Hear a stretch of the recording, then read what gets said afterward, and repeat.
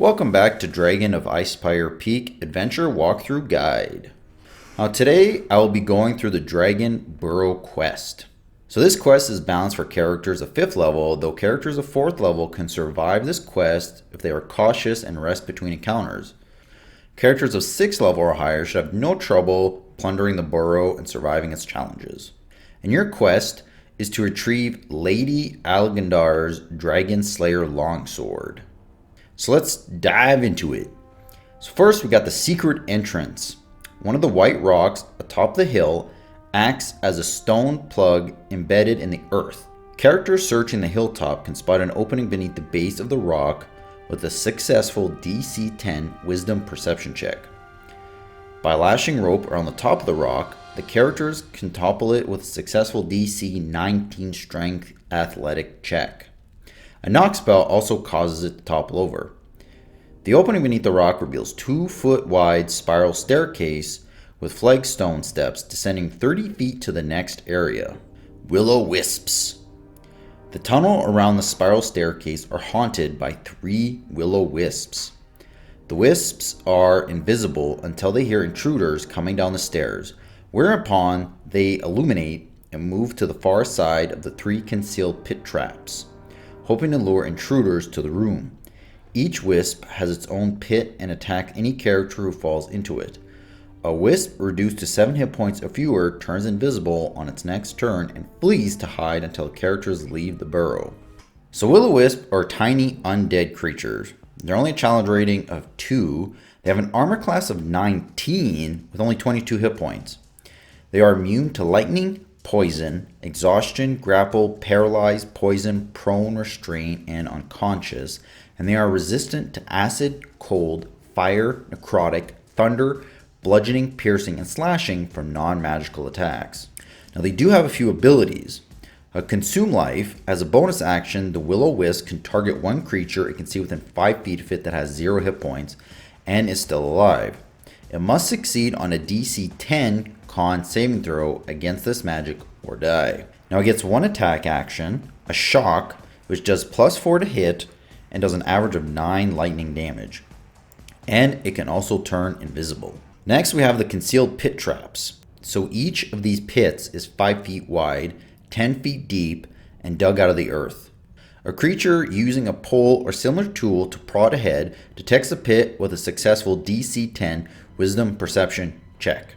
Now if you fall in the pit, you'll take 1d6 bludgeoning damage and impaling itself on 1d4 swords, each of which deals 1d6 piercing damage. And then we got a skeletal surprise. The bones and rotten saddle of Lady Algendar's horse lie in the southern niche of this cavern. When a creature approaches within 5 feet of the bones, they knit together and rise as a skeletal horse. This steed has the statistics of a riding horse, except that it is undead. And it can also bond with any creature who wants to ride it. We got the narrow tunnel next. This tunnel is only 2 feet wide.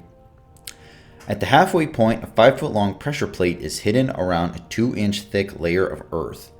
A character prodding ahead with a pole or similar tool can detect the plate with a successful DC 10 Wisdom Perception check. The first character to step on the plate causes the walls of the tunnel to collapse inward, burying all creatures in the tunnel. A buried creature is blinded and restrained, has total cover against attacks, and begins to suffocate when it runs out of breath. We got D6, the False Tomb. 2 sealed stone sarcophagi rest in an alcove dug into the south wall here. Each sarcophagus releases a cloud of corrosive dust when opened, filling the 10-foot by 10-foot area north of the sarcophagus.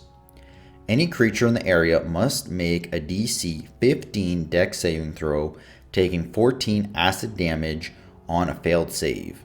In the next area, the Adventurer's Sepulchre has 4 sarcophagi in it, and there is treasure. The northwest sarcophagus contains the dead bard, who was buried with a lute of illusion. Sealed with a wizard has the necklace of fireball. And for the last area, D8, we have the Dragon Slayer.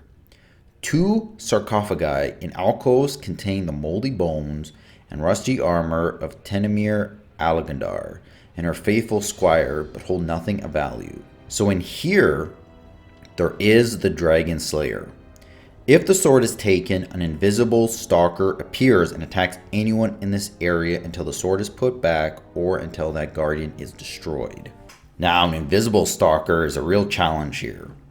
So it has a challenge rating of 6. Its AC isn't too bad at only 14, but it has 104 hit points. It is resistant to bludgeoning, piercing, and slashing for non-magical attacks, is immune to poison, exhaustion, grapple, paralysis, petrified, poison, prone, restrain, and unconscious. It gets 2 attack actions. And luckily it only has 1 attack, which is a slam. It gets a +6 to hit, but does on average 10 bludgeoning damage. So that is it for the Dragon Barrow quest in Dragon of Icespire Peak Adventure, and I hope this helps you out. Make sure to come back again for a brand new adventure walkthrough. And make sure to subscribe, like, let me know what you think of the video in the comment section. You could also follow me on Twitter, Instagram, and watch my live streams at DMBalasar. And I hope to see you again soon. Yeah.